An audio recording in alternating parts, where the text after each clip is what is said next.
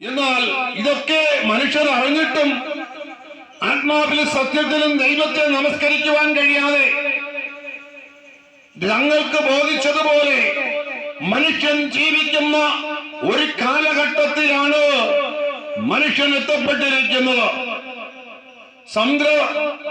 സഞ്ചാര വാസികളായിട്ടുള്ള മനുഷ്യരുണ്ട്.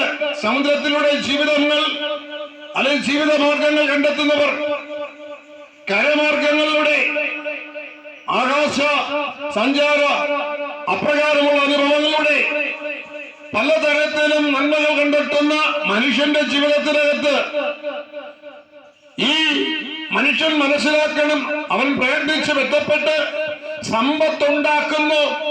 ആ സമ്പത്തുകൾ ദൈവഹിതമല്ല എങ്കിൽ അവർക്കോ അവരുടെ തലമുറകൾക്കോ അനുഭവിക്കുവാൻ കഴിയാത്ത ഒരു സാഹചര്യം വിശുദ്ധ വേദപുസ്തകം പറയപ്പെടുന്നു. ഈ ന്യായപ്രമാണ പുസ്തകത്തിൽ ഇല്ലാത്ത പലവിധമായ രോഗങ്ങൾ വാകയോടുകൂടെ നിങ്ങൾ നശിക്കും വരെ നിങ്ങളുടെ മേൽ വരുമെന്ന് ആവർത്തന പുസ്തകത്തിൽ പറയപ്പെടുന്നതായി കാണാൻ കഴിയുന്നു. നോക്കണം, ന്യായപ്രമാണ യുഗ കാലഘട്ടത്തിൽ അന്ന് മിശ്രമീരെന്ന് പറയപ്പെടുന്ന മനുഷ്യരെ, ഇസ്രായേൽ ജനത്തെ തകർത്ത മനുഷ്യർക്ക് പലവിധമായ അതേ രോഗങ്ങൾ വാതയോടുകൂടി അവരെ നശിപ്പിച്ചുവെങ്കിൽ അന്ന് ആ ഇസ്രായേൽ ജനത്തിന് കൊടുത്തത്, നിങ്ങളുടെ ദൈവമായ യഹോവ നിങ്ങൾക്ക് തരുന്ന ദേശത്ത് എത്തിയിട്ട് അവിടെ നിങ്ങൾ സർവശക്തനായ ദൈവത്തെ അതിൻ്റെതായ നിലവാരങ്ങൾക്കും കൽപ്പനകളും അനുസരിച്ച് ആരാധിച്ചില്ല എങ്കിൽ, അപ്രകാരം നടന്നില്ല എങ്കിൽ പലവിധമായ ഈ ജനത്തിന് വന്ന ആ അനുഭവമല്ല, നിങ്ങൾക്ക് അതിനേക്കാൾ അപ്പുറമായത് വരും എന്ന് കാണുവാൻ കഴിയും.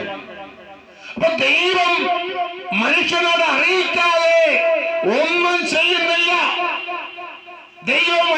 ദൈവം ഭൂമിയിൽ സർവ്വതും തന്റെ പ്രവാചകന്മാരിലൂടെ, ദൈവം തിരഞ്ഞെടുക്കുന്ന തന്റെ അഭിഷക്തന്മാരിലൂടെ ഓരോ കാര്യങ്ങൾ അറിയിച്ചതിന് ശേഷമാണ് അതനുസരിക്കാത്ത വ്യക്തികളുടെ ജീവിതത്തിൽ നാശനഷ്ടങ്ങൾ വന്ന് സംഭവിക്കുന്നു.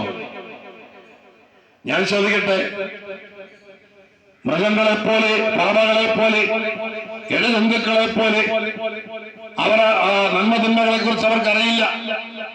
അതുപോലെയുള്ള ഒരു ജീവിതമല്ല മനുഷ്യൻ.